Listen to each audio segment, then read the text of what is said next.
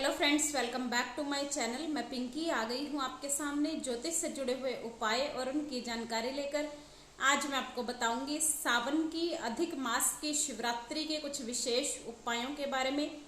19 साल बाद ऐसा दुर्लभ संयोग कि सावन का महीना इस वर्ष 2 बार आया है, और उसमें भी जब सावन का महीना 2 बार है तो शिवरात्रि भी 2 बार ही मनाई जाएगी। तो इस शिवरात्रि का भी सावन की जो पहली शिवरात्रि थी उसी की तरह बहुत ज़्यादा महत्व है, और ये शिवरात्रि पड़ रही है 14 अगस्त 2023 को। तो बहुत ही शुभ दिन है, और इस दिन में किए गए उपाय बहुत ज़्यादा प्रभावशाली और बहुत ज़्यादा चमत्कारी हो जाते हैं, क्योंकि शिवरात्रि एक ऐसी तिथि है जब शक्तियाँ बहुत ज़्यादा पावरफुल होती हैं। यूनिवर्स के अंदर, ब्रह्मांड के अंदर बहुत ज़्यादा सकारात्मक ऊर्जा होती है। तो इस दिन अगर आप उपाय करते हैं तो आपके जीवन की सभी समस्याएं दूर होती हैं। उपाय जानने से पहले मेरी वीडियो को लाइक, शेयर और चैनल को सब्सक्राइब कर दें, और बेल नोटिफिकेशन दबाना बिल्कुल ना भूलें, जिससे आने वाली वीडियोस का आपको पहले से पता चल सके। तो आइए बात कर लेते हैं उपायों के बारे में। सबसे पहला उपाय आपको करना है, अगर आपका व्यापार धंधा अच्छा नहीं चल रहा है, आपके पैसों की आमदनी घटती जा रही है, आपकी दुकान पर ग्राहक आने कम हो गए हैं, या आपका कोई बिजनेस था उसमें लॉस बहुत ज़्यादा लग रहे हैं, वेस्टेज बहुत ज़्यादा हो रही है, पैसा बहुत ज़्यादा खर्च हो रहा है, तो आप एक चांदी की बेलपत्री किसी सुनार से बनवा लें। और आजकल तो बनी बनाई भी उपलब्ध हो जाती है। अगर आप चांदी की बेलपत्री बनाने का सामर्थ्य नहीं रखते हैं तो आप तांबे की या पीतल की बेलपत्री भी ले सकते हैं। आप एक चांदी की बेलपत्री बनवाएं, अन्यथा सामर्थ्य न होने पर आप तांबे और पीतल की बेलपत्री बनवाएं। उसे लेकर आप शिवरात्रि के दिन यानी 14 अगस्त को शिव मंदिर में जाएं। शिव मंदिर में जाकर शिवलिंग पर इस बेलपत्री को रख दें।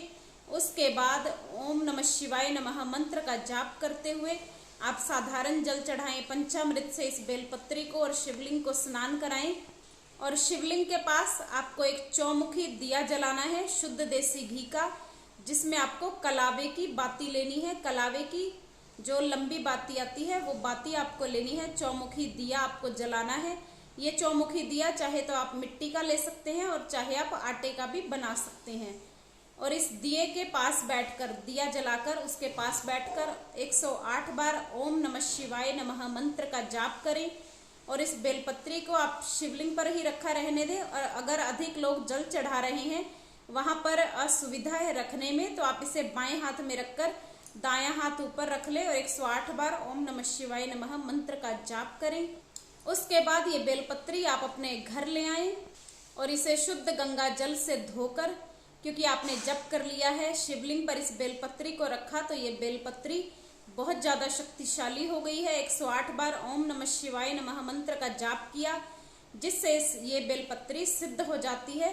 उसके बाद आप ये बेलपत्री व्यापार स्थल पर, जहाँ भी आपका कैश बॉक्स है, जहाँ आप ग्राहकों से पैसे का लेन देन करते हैं, पैसा रखते हैं, वहाँ पर इस बेलपत्री को एक सफ़ेद कपड़े के ऊपर रख दें।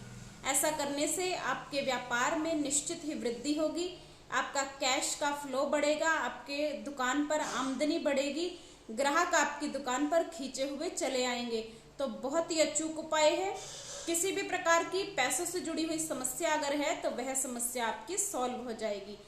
दूसरा उपाय आपको करना है, अगर आपके वैवाहिक जीवन में किसी भी प्रकार की समस्या आ रही है, हस्बैंड वाइफ के रिलेशन अच्छे नहीं है, आपकी अंडरस्टैंडिंग नहीं है, या किसी भी तरह से आपके रिश्ते में दरार आ रही है, तो आपको एक गौरी शंकर रुद्राक्ष लेना है।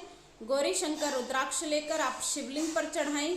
भगवान शिव और माता पार्वती का कलावे के धागे से गठबंधन करें, और 108 बार ओम गौरी शंकराय नमः, ओम गौरी शंकराय नमः इस मंत्र का वहीं बैठकर आप जाप करें।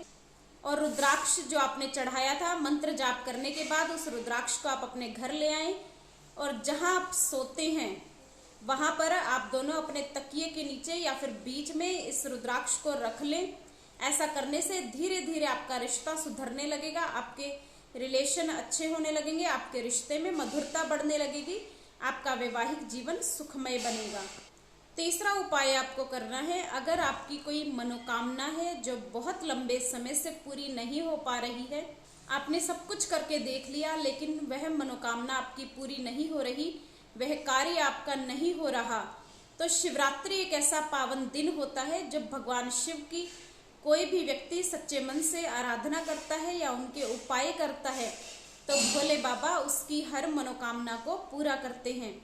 तो आपको करना क्या है, आपको 11 शिवलिंग बनाने हैं, लेकिन वो शिवलिंग आपको बेलपत्र के वृक्ष की मिट्टी से बनाने हैं। बेलपत्र के वृक्ष के नीचे की जो मिट्टी है उस मिट्टी से आपको शिवलिंग बनाने हैं।